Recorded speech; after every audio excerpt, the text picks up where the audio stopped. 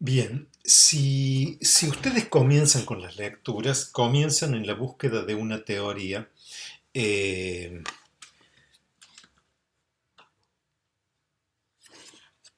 comienzan con la búsqueda de una teoría sustantiva, ¿no es cierto? Esa teoría sustantiva se inscribe siempre en una teoría general que da cuenta de niveles más generales, son niveles de abstracción. Entonces habíamos dicho, una parte del concepto, los medios, los medios de comunicación, ¿no? Bueno, la voz del interior, claro, no era un concepto, había que profundizarlo un poquito más, ¿no es cierto? Había que abstraer, había que hacer un nivel de abstracción.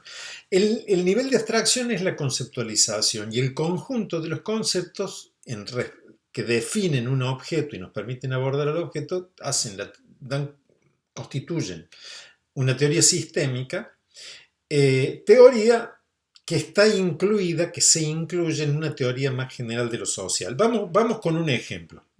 Estamos hablando del marco teórico. ¿Se dan cuenta que el marco teórico no es una cuestión de leer y citar a autores? Muchas veces se dice, si yo voy a trabajar la comunicación, voy a trabajar desde Habermas. Bueno, ¿qué vas a tomar de Habermas para describir qué?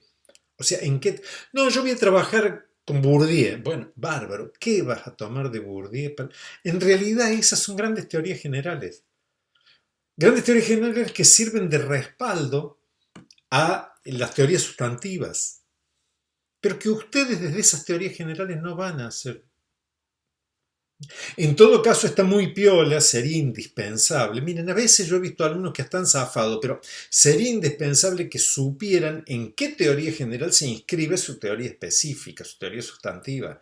¿Sí? Pero no vengan con Weber, Marx, Habermas, Foucault, Derrida, ¿no? Esas son amplias visiones, son casi cosmovisiones en las cuales se va a escribir una teoría sustantiva que es aquella que ustedes van a dar cuenta. Busquen la teoría sustantiva y luego fíjense dónde se enraiza.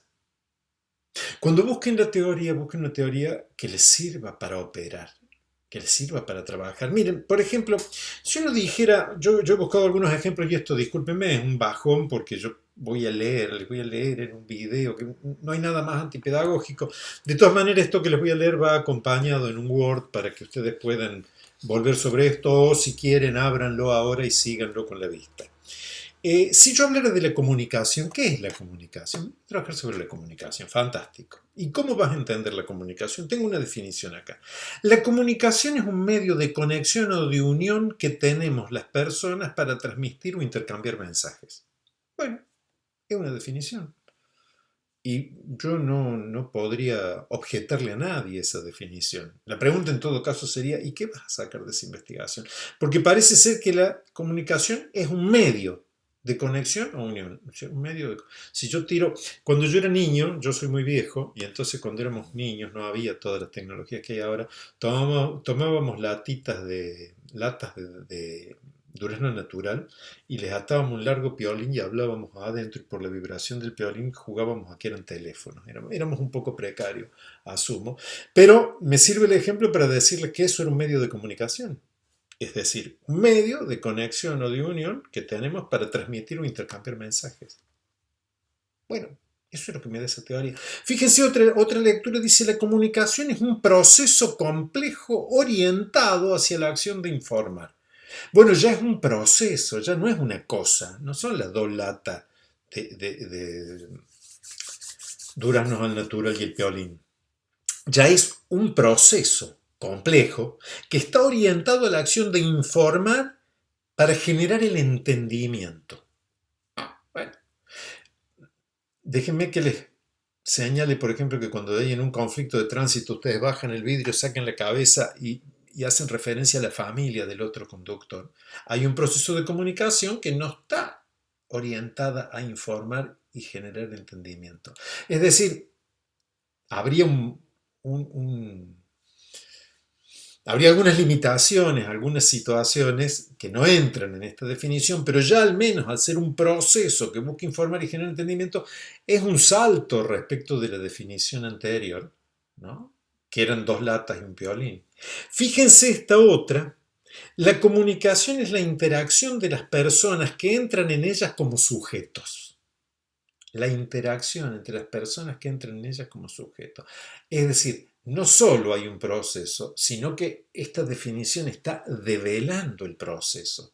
Ya no es ni las latas, ni un proceso complejo que no sabemos muy bien a qué se refiere, pero que termina en el entendimiento, sino que ahora es una interacción de personas, aparece alguien ahí, ¿no? Aparece un sujeto de la acción, que son personas, pero no son personas cualquiera, sino que son personas en términos de sujeto. Esto en una clase presencial nos daría un tiempo para hablar del sujeto, de la gente, los actores, ¿no? Que son categorías distintas en la sociología. Acá no puedo, pero no va a ser muy difícil que ustedes vean que todo lo que hay tras la noción de sujeto, lo averigüen ustedes o deberían saberlo ya. Sujeto, no solo se trata del influjo de un sujeto en otro, sino de la interacción. Es decir, no es solo el influjo, sino que es la interacción. Entonces uno podría ya empezar a pensar, empieza, fíjense, ahora empieza a perfilarse una teoría general. Uno podría pensar en un interaccionismo simbólico, como teoría general, más general, de mayor nivel de abstracción, que estuviera dando cuenta de esta definición. Ahora, fíjense que acá hay un proceso orientado a informar, o hay sujetos, ¿no? Que se comunican. Ahora vean esta otra, acá quiero que visualicen el corte. Voy a una definición que es del profesor von Sprecher, que algunos lo habrán conocido, jubilado no hace muchos años de nuestra facultad. Dice, la comunicación es un conjunto de intercambios de sentido entre agentes sociales. No hay sujetos, hay agentes sociales. No me puedo detener acá, pero eso es una diferencia brutal. O sí me debo detener, porque el sujeto es una entidad que tiene parte de la idea de que tiene autonomía y que opera en función de impulsos y razones, ¿no? En cambio, un agente es como el agente de policía. El agente de policía no es un sujeto, es la institución policial que se expresa a través de esa singularidad que el agente Rodríguez, ¿no? Es decir, hay una fuerza por detrás que moviliza a esa individualidad que ya no es sujeto sino agente. Primera cuestión. Sí, perdónenme, intercambios de sentido entre agentes sociales que se suceden en el tiempo, aparece la historicidad, y que constituyen la red discursiva de una sociedad. Red que puede pensarse relacionalmente a niveles micro, meso y macro. Miren la complejidad que le he metido con Sprecher. Esta red discursiva está tejida por las prácticas productoras de sentidos que se manifiestan en discursos, prácticas productoras de sentido. O sea, que hay algo que moviliza a alguien que tiene prácticas, que esas prácticas son portadoras de sentido, pero ya no es un mensaje, no es una expresión verbal, sino que puede incluir muchas otras acciones mientras sean portadoras de sentido, que se manifiestan como discursos de los agentes sociales, individuos, instituciones, empresas, ¡wow!, que ocupan distintas posiciones en el espacio social. Bueno, entonces acá distintas posiciones en el espacio social, ¿sí?, en el de las clases sociales y en los campos que forman parte del mismo.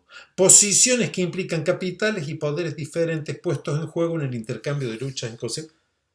Después lo leen ustedes, pero uno lee Von Sprecher y ya escucha claro cuál es la teoría general. Aquí no hay un sujeto autónomo, sí, dueño de sus decisiones, sino que hay un agente atravesado por la fuerza de un sistema, ¿m?, que enuncia en sus prácticas, produce sentido, y que ese sistema gravita sobre él en función de la posición que ocupa en el campo de las clases sociales dentro de una estructura social.